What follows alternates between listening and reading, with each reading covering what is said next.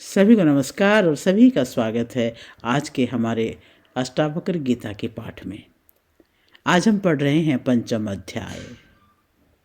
पिछले अध्याय में अष्टावक्र महाराज ने शिष्य की परीक्षा लेकर उसको दृढ़ उपदेश दिया और अब 4 श्लोकों में गुरु लय का उपदेश देते हैं। कहते हैं, तुम्हारा किसी से भी संयोग नहीं है, तुम शुद्ध हो। तुम क्या त्यागना चाहते हो? इस अवास्तविक सम्मिलन को समाप्त करके ब्रह्म से योग को प्राप्त करो, एक रूपता को प्राप्त करो।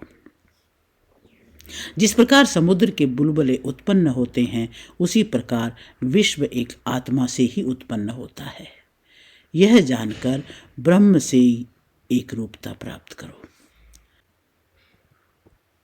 यद्यपि यह विश्व आंखों से दिखाई देता है, परंतु अवास्तविक है। विशुद्ध तुम में इस विश्व का अस्तित्व उसी प्रकार नहीं है जिस प्रकार कल्पित सर्प का रस्सी में। ये जानकर ब्रह्म से योग को प्राप्त करो। स्वयं को सुख और दुख में समान, पूर्ण आशा और निराशा में समान, जीवन और मृत्यु में समान सत्य जानकर ब्रह्म से एक रूपता प्राप्त करो। इन्हीं 4 श्लोकों के साथ ही हमारा ये पंचम अध्याय संपन्न होता है। इस अध्याय को पढ़ करके हमें ये समझ में आता है कि गुरु अष्टावक्र शिष्य को किस प्रकार लय होने का उपदेश दे रहे हैं, अर्थात झूठे शरीर मन जगत की कल्पना का विलय कर स्वयं के शुद्ध आत्म स्वरूप में स्थिर होना सिखाते हैं। यहाँ पर गुरु कह रहे हैं कि हे शिष्य, तू जन्म से ही शुद्ध बुद्ध और मुक्त है। तेरा तो किसी से कोई वास्तविक संबंध ही नहीं है। न तुझे त्यागना है, न कुछ ग्रहण करना है। जो कुछ तू छोड़ना और पाना चाहता है, वो सब अज्ञान का खेल है। इसलिए संघात का निषेध करते हुए शरीर, मन और संसार को मिथ्या जानकर अपने आत्म स्वरूप में लय को प्राप्त हो। गुरु समझाते हैं कि जिस प्रकार जल से बुलबुले उत्पन्न होते हैं और फिर उसी जल में लीन हो जाते हैं, वैसे ही ये संपूर्ण जगत आत्मा से उत्पन्न हुआ प्रतीत होता है।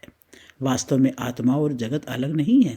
आत्मा में कोई भेद नहीं है, न सजातीय, न विजातीय, न स्वगत भेद है। आत्मा एक अखंड और पूर्ण है। ये जानकर अपने एकमात्र आत्म स्वरूप में लय को प्राप्त करो। शिष्य के मन में शंका उठती है कि यदि ये जगत प्रत्यक्ष दिखाई देता है तो इसका लय कैसे संभव है?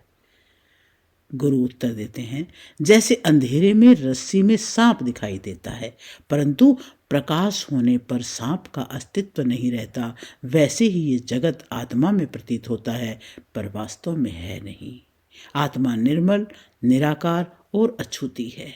इस सत्य को जानकर स्वयं में लीन हो जाओ। अष्टावक्र जी कहते हैं, वो साधक जो आत्मानंद से परिपूर्ण हो जाता है, सुख दुख में सम रहता है, आशा और निराशा में समान रहता है, जीवन और मृत्यु को समान देखता है, वही वास्तव में ब्रह्म दृष्टि में स्थित होता है और यही लय की अवस्था है।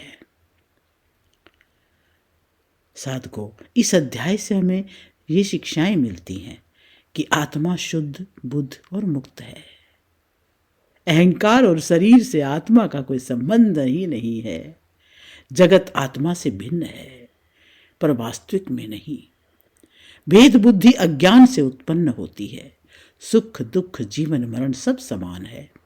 साक्षी भाव में स्थित होना ही लय है, कुछ पाने या छोड़ने को नहीं, क्योंकि आत्मा तो पूर्ण है।